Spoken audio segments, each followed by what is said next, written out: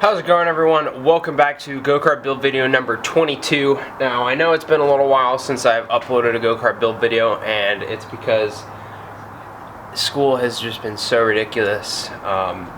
Because I just entered my junior year, and something about this year, it's the classes ramp up. I'm doing research with a professor, so it's really crazy. I literally have had no time whatsoever to do any sort of work on the go-kart at all. But I have a few cool, exciting announcements to do, and I'm going to be trying to do a little bit of tweaking on the go-kart today and installing some new things because I got a few new parts in, and I'll be introducing a cool aspect of the build. But I think my buddy Matt is going to come over, the one that was here in the last video, and he's going to help me maybe tinker with a few things. And I mean, once I get a few things squared away and I get it running and driving okay where there's no hiccups, which I'll explain in a second, I'm pretty much going to then start the disassembly process to begin painting it and prepping all the metal for paint. But before I get into all that, I'm going to go ahead and fill you in with what happened and what I realized after driving the go-kart for the first time back in video number 21. Alright, so the first cool bit I'm going to introduce here is finally got some jack stands, so no more of those boxes that the go-kart sits up on. So got 4 jack stands, got them all from Harbor Freight. Now they're 3-ton jack stands, so they're going to be plenty strong enough to hold up this go-kart. Got them for a pretty good deal. They were 19 bucks for a set of 2, so 38 for all of them, when they're normally like 33 for just a set of 2. So it's a very good deal. Part of Harbor Freight's like premium member club or whatever they call it, inside track club. So that's cool. I finally got some jack stands to prop the go-kart on, to work on it, and prep it to drive and stuff like that. So I'm gonna go ahead and talk about the first thing that I noticed after the drive, and this is the big one. Now, when I was driving it, and especially when I took the turn over there, I heard this really loud clunking noise. And I thought it was the chain hopping off the sprocket and the clutch, but it's really actually the sprocket guard hitting the ground. Now I'm going to have to refocus the camera to show you close up, but basically the guard was hitting the ground because the guard is very close to the same size as the tires. So it was hitting the ground, chewing up the guard. Didn't damage the sprocket at all, so that was good. But that called for me to have to either do one of two things: increase the rear tire size or get a smaller sprocket. Now, increasing the rear tire size would have been a lot more of a task than just getting a different sprocket, because I don't know, 6-inch, because those are 5-inch diameter wheels and tires, or the wheels are 5-inch diameter, but 6-inch diameter are very hard to come by, and they're also very expensive. I think one rim is $75 and one tire is $75, so multiply that by 4 and you know how much I would have to spend to fix that part of the go-kart. So instead, I decided to go with a smaller sprocket. What's on there now is a 64-tooth sprocket, and I went ahead and bought 2 different sprockets from Comet Kart Sales, a 57 and a 53-tooth, and they're, I think, about an inch and a half to a half-inch less. I don't know the exact how much less they are, but they're quite a bit smaller than the one on there currently, so it'll provide a lot more clearance, and I'll probably have to ditch the guard or modify that current guard so that it doesn't hit the ground. But I'm gonna see if I can, I'll zoom in a second here, but yeah, I'm just gonna zoom in because you guys can't see that. Okay, so as you can see, the edges of this guard are all very chewed up, and you can see it's from hitting the ground, especially when I go over any sort of bump or uneven part of the road. And you can even see in this part, it even bent the guard a little bit. So definitely a sign for, yeah, you can see right there, it's all bent. But that's definitely a sign that the guard needs to be swapped out with a smaller sprocket. Now, that brings me to my next point.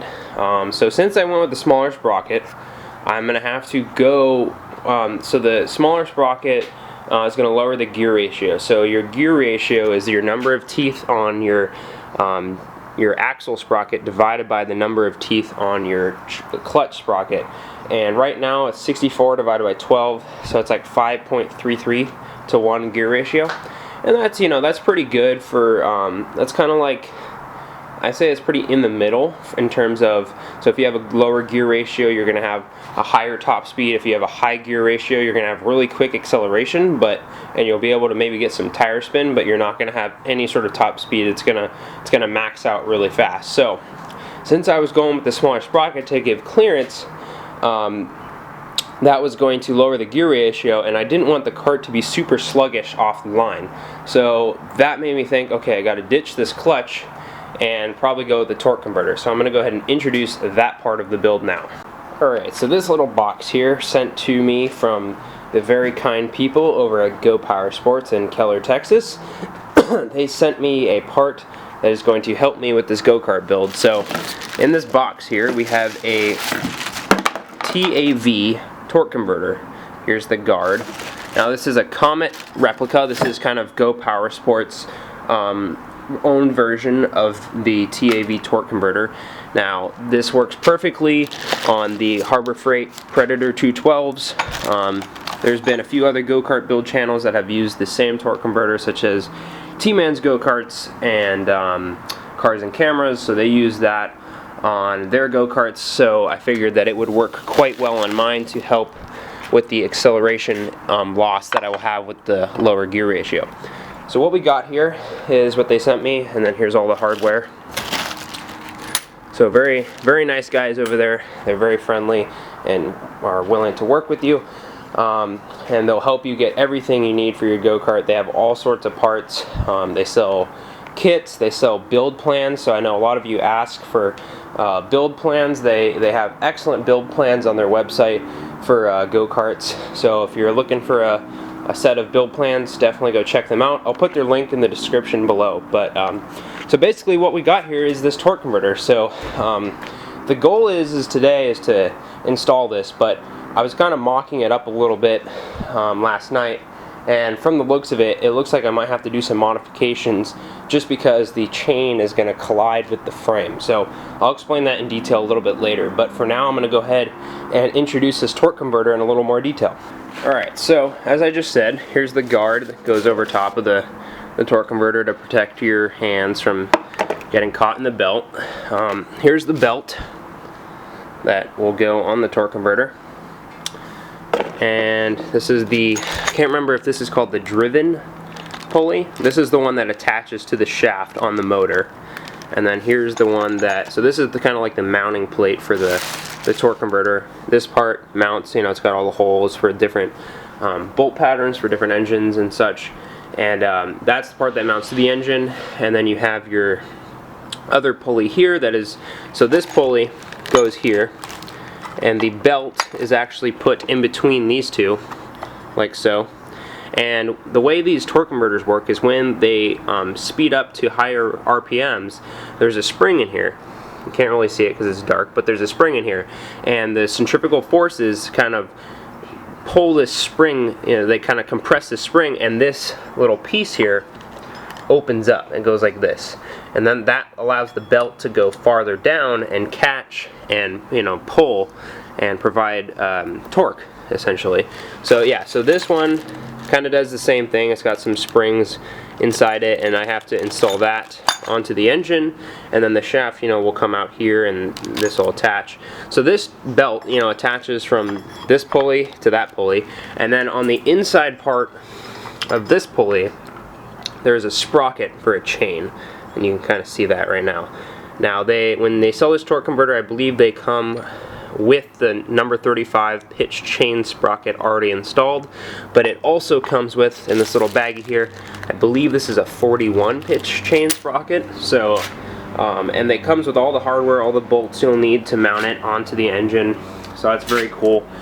So yeah, that's pretty much the goal of what today is going to be. So thank you again to Go Power Sports and everyone over there that helped get me this torque converter for the build. It's an essential part of this build since I had that sprocket issue. So just make sure if you guys are looking for go-kart parts, go check them out, because they have a huge inventory of parts. You know, wheels, tires, axle kits, plans, as I said. So they're a very, very good selection of go-kart parts.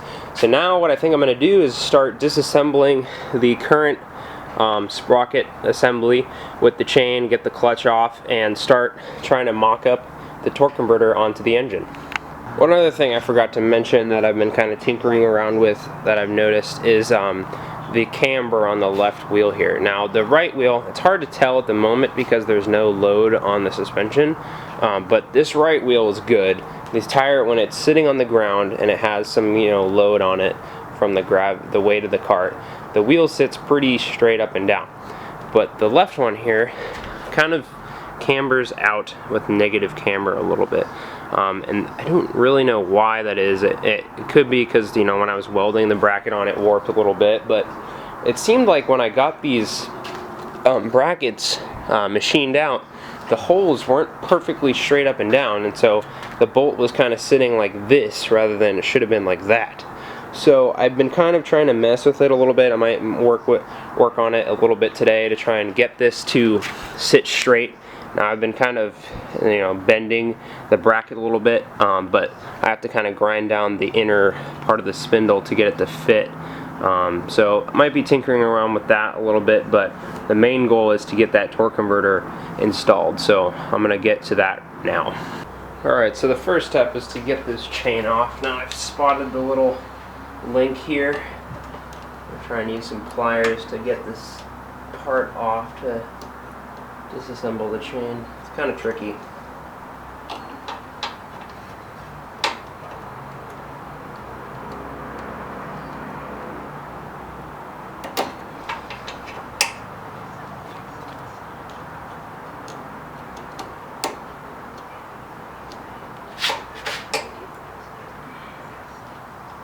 Okay, I got the little clip off, and man, that chain's dirty.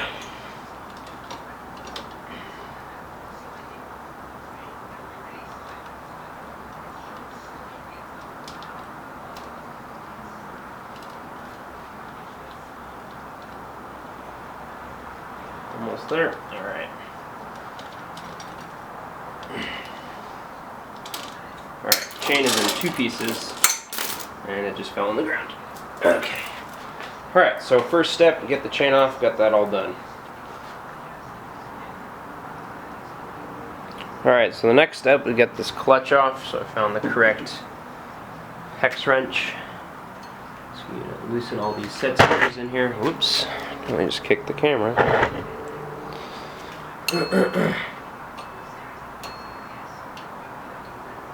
That's actually pretty loose. Okay. Well, good thing I was taking this off because one of the set screws kind of wiggled itself loose. And as I mentioned before, I'm going to have to put Loctite on everything. People were asking how that held up. So definitely going to need some Loctite. There was so much vibration with the engine here that it rattled a lot of bolts loose. And it actually rattled one of the axle bolts loose before. So when I was going on one-wheel drive for a little while, so that was kind of scary. But okay, so I got that off. I'm gonna go ahead and work on getting this sprocket taken off. It's a 2-piece sprocket and sprocket guard, so I don't have to take the hub off, so that's nice. But I'll catch up with you guys when I finish doing that. Okay everyone, so basically nothing went as planned today. Everything was planned to be smooth, clean install, but just wasn't how it worked. So my buddy Matt came over for a while, and him and I kind of worked on figuring out how to get this torque converter installed, and we finally came up with an idea, put it into action, and I almost finished it, but my welder kind of pooped out on me because the little welding tips that go on the end of the gun, it got all jammed, so I have to go get more of those from Harbor Freight. And I don't have time to do that today because I have a lot of homework to do. So before I start cleaning up and get to doing homework, I thought I'd fill you guys in with where the go-kart stands now and what I have to do in the next video, or the next time I work on it. So I'm going to go ahead and show you guys what I've done and what the plans are for the future. Alright, so as you can see, the go-kart is pretty dismantled here. Or not pretty, but the engine's taken off.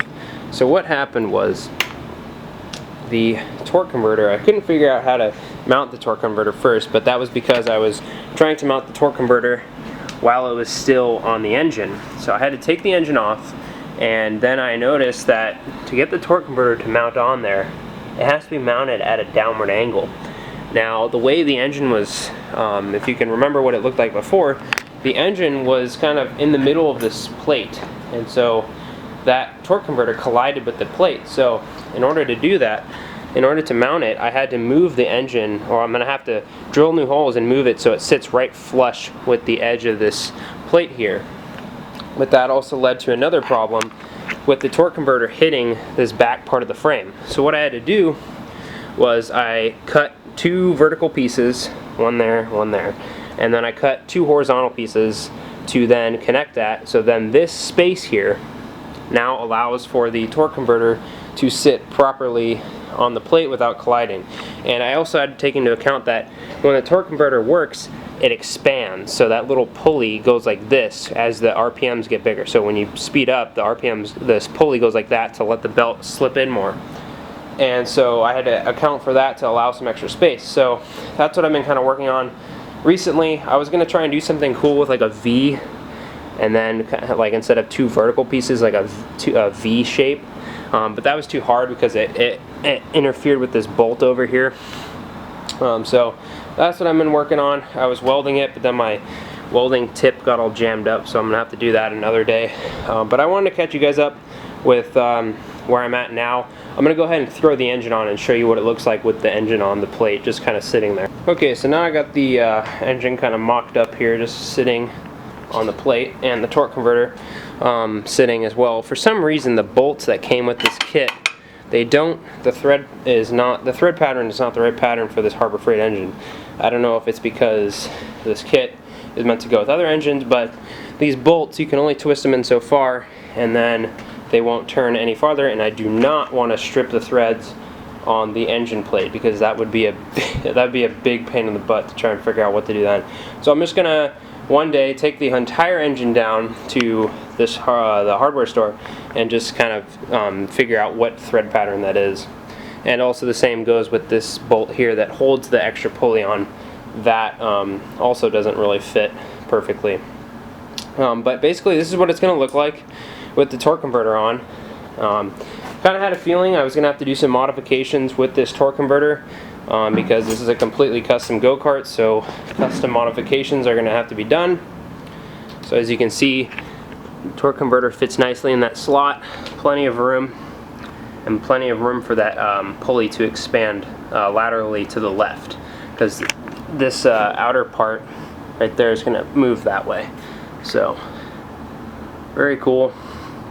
I wish I could have finished up all the welding, but it just doesn't work. It doesn't work out sometimes. So that is the next step, is I have to drill new holes in the engine plate because it's now shifted over, and that also helped with the fact that this sprocket here where the chain connects to, that was too close to the plate originally where it was originally mounted, so it was good that it moved over. So now I'm not going to have any clearance issues with the chain hitting the engine plate.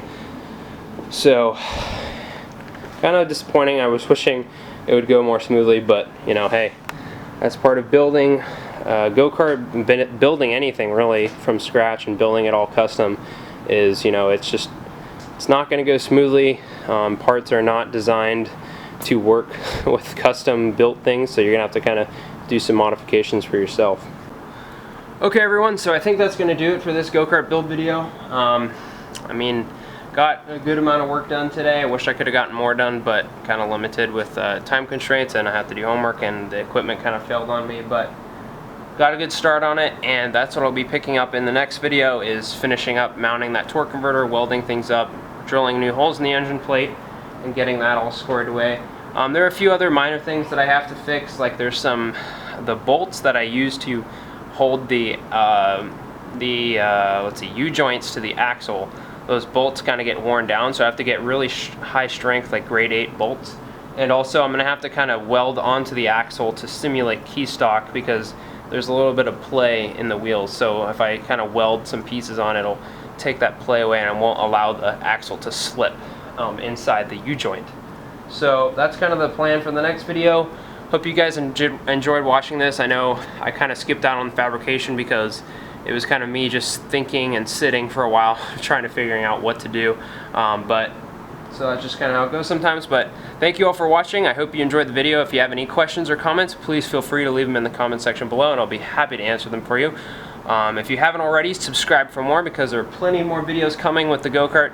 After I get this whole torque converter thing squared away and it runs nice and smooth, I'm going to be disassembling it and prepping it for paint. So I'll be asking you guys some questions and getting your opinions on what you think a good paint scheme is. I think I'm going to go with kind of like a royal blue. If you guys watch Shmi150, like he does like exotic car videos, he just bought a new McLaren, and that blue color is very close to the color that I want to do for this. So thank you all for watching again, and I will see you in the next video.